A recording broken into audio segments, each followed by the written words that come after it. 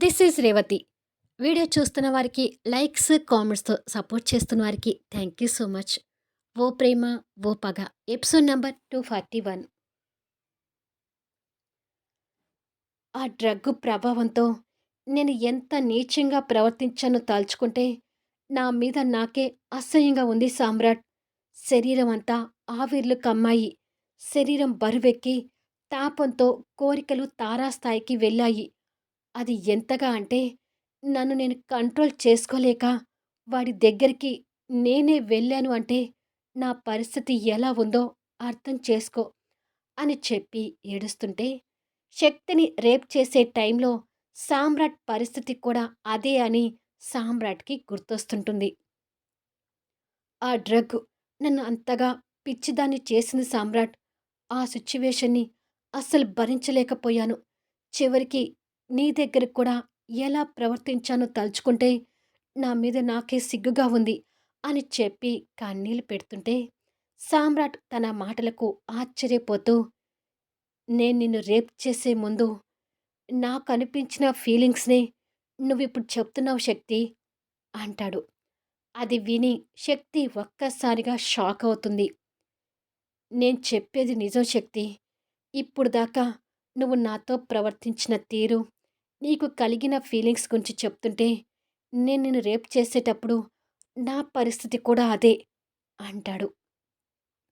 అది విని శక్తి నిర్ఘాంతపోయి ఆలోచిస్తూ, అంటే నువ్వు కూడా ఆ డ్రగ్ తీసుకున్నావా అని అడుగుతుంది. ఛ! నేనెందుకు ఆ డ్రగ్ తీసుకుంటాను అంటాడు. ఇప్పుడు నేను తెలియకుండా తీసుకున్నట్టుగా నువ్వు కూడా తెలియకుండా డ్రగ్ తీసుకుని ఉండొచ్చు కదా సామ్రాట్ అని అడుగుతుంది శక్తి. తన మాటలకు సామ్రాట్ ఆశ్చర్యపోతుంటాడు. వచ్చే దారిలో సామ్రాట్ కన్నీళ్లు పెట్టుకుంటూ కూతురు ప్రమాణం గురించి చెప్పిన విషయాలన్నీ శక్తి గుర్తు తెచ్చుకొని, ఇప్పుడు నాకు బాగా అర్థమవుతుంది సామ్రాట్. నువ్వు నిజంగానే కావాలని తప్పు చేయలేదు. నువ్వు ఆ రోజు అలా మారిపోయి నన్ను రేప్ చేయటానికి కారణం ఆ డ్రగ్ అయి ఉంటుంది. బాగా గుర్తు తెచ్చుకో. నన్ను రేప్ చేసే ముందు నువ్వేదైనా ఫుడ్ తీసుకున్నావా అని అడుగుతుంది. సామ్రాట్ తన మాటలకు ఆశ్చర్యపోతూనే ఆ రోజు ఏం జరిగింది అనేది గుర్తు తెచ్చుకుంటున్నాడు. Flash back. ఓ ఫంక్షన్ హాల్లో కాలేజీ ఫంక్షన్ జరుగుతుంటుంది. శక్తి తన గ్రూప్‌తో స్టేజి మీద డాన్స్ చేస్తుంటుంది. ఆ రోజు మంచి శారీలో ట్రెడిషనల్‌గా రెడీ అయి శక్తి కొత్తగా కనిపిస్తూ డాన్స్ చేస్తుంటే సామ్రాట్ కన్ను రెప్ప కొట్టకుండా తన డాన్స్ చూస్తుంటాడు. కొద్దిసేపటికి ఆ ప్రోగ్రాం అయిపోయి భరత్‌తో పీక లోతు ప్రేమలో ఉన్న శక్తి భరత్‌తో మాట్లాడుతుంటుంది. నిజంగానే చాలా బాగా డాన్స్ చేసావు శక్తి అంటూ భరత్ కూడా మెచ్చుకుంటాడు. సామ్రాట్ వాళ్ళ మాటలు వింటూనే వేరే స్టూడెంట్స్‌తో మాట్లాడుతుంటాడు. అక్కడ టేబుల్ మీద జ్యూస్ గ్లాసెస్ పెడుతుంటే ప్రోగ్రాం చూసి బాగా అలసిపోయి ఉన్నాము. వెళ్ళి జ్యూస్ తాగుదాం పదండి అంటూ సామ్రాట్ బ్యాచ్ అంతా అక్కడికి వెళ్ళి టేబుల్ మీద ఉన్న తలా ఒక జ్యూస్ గ్లాస్ అందుకొని తాగుతూ మాట్లాడుతుంటారు. అలా సామ్రాట్ కూడా అందరితో పాటు అక్కడ జ్యూస్ అందుకొని తాగుతుంటాడు. డ్రగ్ కలిపిన గ్లాస్ ఆ గ్లాసులో కలిసిపోయి ఆ గ్లాస్ సామ్రాట్‌కి అందుతుంది. శక్తి తన ఫ్రెండ్స్‌తో మాట్లాడుతుండగా భరత్ ఫోన్ మాట్లాడి పెట్టేస్తూ అక్కడికొచ్చి, "మా అత్తకి ఆరోగ్యం బాగలేదంట శక్తి. ఫోన్ చేసింది. నేను వెళ్ళాలి" అంటాడు. "ఇవాళ కాలేజ్ చివరి రోజు కదా భరత్! మరి కాసేపు అందరితో కలిసి టైమ్ స్పెండ్ చేస్తే బాగుండేది కదా!" అంటుంది శక్తి. "అనుకున్నాను శక్తి. కానీ అత్త ఆరోగ్యం బాలేదు. రమ్మని ఒకటే ఫోన్ కాల్స్ చేస్తుంది. ప్లీజ్ నేను వెళ్ళాలి" అంటాడు భరత్. "సరేలే భరత్, నేను కాసేపుండి డ్రెస్ మార్చుకొని వెళ్తానులే. నువ్వెళ్ళు" అంటుంది శక్తి. "సరే, రేపు కలుద్దాం" అని చెప్పి భరత్ కాస్త దూరంలో ఉన్న ప్రకాష్ దగ్గరికి వెళ్తాడు. ప్రకాష్ ఏదో కంగారుగా అటూ ఇటూ చూస్తూ ఉండటం భరత్ గమనించి, "ఏమైంది ప్రకాష్? ఏంటి? ఏదో టెన్షన్ పడుతున్నావు?" అని అడుగుతాడు. "ఆహా! ఏమీ లేదు సార్" అంటున్నాడు. అప్పటికి ఆ గ్లాస్ ఎవ్వరికి వెళ్ళిందో వాడికి అర్థం కాక, సరే నన్ను డ్రాప్ చేద్దు గాని పద అంటూ భరత్ ముందుకు వెళ్తున్నాడు. ప్రకాష్ టెన్షన్ పడుతూ స్నేహితులతో మాట్లాడుతున్న శక్తి వైపు ఆశగా చూస్తూనే భరత్ వెనక వెళ్తుంటాడు. సామ్రాట్ కూడా వెళ్ళాలని బయటకొచ్చాడు. కానీ సామ్రాట్‌కి అసలు వల్ల కావడం లేదు. డ్రగ్ ప్రభావంతో తలంతా బరువెక్కుతుంది. వెళ్ళమని వెళ్దామని కారు దగ్గరికి వెళ్ళాడు. కానీ అసలు డ్రైవింగ్ చేసే పరిస్థితిలో లేడు. సామ్రాట్ కారు దగ్గరికి వచ్చి చూస్తూ ఉండగానే భరత్ వాళ్ళ కారు ముందుకు వెళ్ళిపోతుంటుంది. అసలిప్పుడు నాకేమవుతుంది? ఎందుకు నా బాడీలో ఏదో మార్పులు చెందుతున్నాయి అని అనుకొని ఇక కారులో వెళ్ళలేక మళ్ళీ వెనక్కి తిరిగి లోపలికొస్తాడు. అప్పటికి చాలామంది వెళ్ళిపోయారు. సామ్రాట్ వెళ్ళలేక అక్కడ రూమ్ కనిపించడంతో ఆ రూమ్‌లోకి వెళ్ళాడు. కాసేపు పడుకుంటే ఎలా ఉంటుందో అని అనుకొని బెడ్ మీద పడుకున్నాడు. శక్తి వాళ్ళ ఫ్రెండ్స్‌తో కలిసి కొన్ని ఫోటోస్ దిగి అందరూ వెళ్ళిపోతున్నారు కదా! ఇప్పటికే బాగా చీకటి కూడా పడింది. మీరు కూడా వెళ్ళండి. ఇక నేను కూడా డ్రెస్ మార్చుకొని వెళ్తాను అంటుంది శక్తి. బాయ్ శక్తి అని చెప్పి వాళ్ళ ఫ్రెండ్స్ కూడా వెళ్ళిపోతుంటారు. సామ్రాట్ ఆ రూమ్‌లో ఉన్నాడనే విషయం శక్తికి తెలియక తన హ్యాండ్ బ్యాగ్‌లో నుంచి డ్రెస్ తీసుకొని అక్కడ ఉన్న రూమ్‌లోకి వెళ్ళి రూమ్ డోర్ బోల్ట్ పెట్టి ఆ రూమ్‌లో ఎవ్వరూ లేరు అనుకొని ఏవో కోని రాగాలు తీస్తూ పవిట కొంగు తీసి చీర విప్పబోతుండగా ఎదురుగా సామ్రాట్ కనిపిస్తుంటాడు. అసలే డ్రగ్ ప్రభావంతో పీక్స్‌లో ఉన్న సామ్రాట్‌కి శక్తి అలా బ్లౌజ్‌తో కనిపించేసరికి సామ్రాట్ ఇక అసలు కంట్రోల్ కాలేకపోతుంటాడు. సామ్రాట్‌ని చూసి శక్తి భయపడుతూ మళ్ళీ పవిట కొంగు వేసుకొని, "నువ్వేంటి ఇక్కడ?" అంటూ కోప్పడుతుంది. సామ్రాట్ కోరికల్ని కంట్రోల్ చేసుకోలేక తన దగ్గరికొచ్చి, "నాకు నీతో గడపాలనుంది. ప్లీజ్" అంటూ ఆ తాపంతో తన్ని హగ్ చేసుకుంటాడు. ఆ చర్యకి శక్తి షాకవుతూ సామ్రాట్ నుంచి విడిపించుకోవాలని ప్రయత్నం చేస్తున్న డ్రగ్ ప్రభావంతో సామ్రాట్ తనతో పశువులా ప్రవర్తిస్తూ అడ్డుకుంటుందని చెప్పి తన చెంప మీద కొట్టి మరీ తనని బెడ్ మీద పడేసి బలాత్కారం చేస్తాడు. సామ్రాట్‌కి ఇప్పుడు అదంతా గుర్తొచ్చి, యెస్ శక్తి. అయితే నేను తాగిన జ్యూస్‌లో కూడా ఆ డ్రగ్ కలిసింది. అందుకే నీతో పశువులా ప్రవర్తించాను అంటాడు. ఇన్ని రోజులు సామ్రాట్ మీద ఉన్న నెగెటివ్ పొరలు ఆ క్షణంతో శక్తికి తొలగిపోతుంటాయి. ఆ డ్రగ్ ప్రభావంతోనే నేను నిన్ను బలాత్కారం చేశానని నాకిప్పుడు అర్థమవుతుంది శక్తి అంటాడు సామ్రాట్ కన్నీళ్లు పెడుతూ. ఆ రోజు సామ్రాట్ రేప్ చేయటానికి కారణం శక్తికి పూర్తిగా అర్థమై ఇక క్షణం కూడా ఆగకుండా ఏడుస్తూ వచ్చి సామ్రాట్‌ని హగ్ చేసుకొని, ఎలాంటి పరిస్థితిలో నువ్వు నన్ను రేప్ చేయాల్సి వచ్చిందో నాకిప్పుడు పూర్తిగా అర్థమైంది సామ్రాట్. ఇన్నాళ్ళు నిన్ను తప్పుగా అనుకొని నిన్ను నిందించాను. ఐ యామ్ రియల్లీ సారీ అంటూ కన్నీళ్లు పెడుతుంది. శక్తి అలా అనేసరికి సామ్రాట్‌కి పెద్ద బరువు దిగినట్టుగా అయిపోయి, ఇన్నాళ్ళకి శక్తి అర్థం చేసుకునే పరిస్థితులు వచ్చినందుకు ఆనందపడుతూ శక్తిని హక్కున చేర్చుకుంటాడు.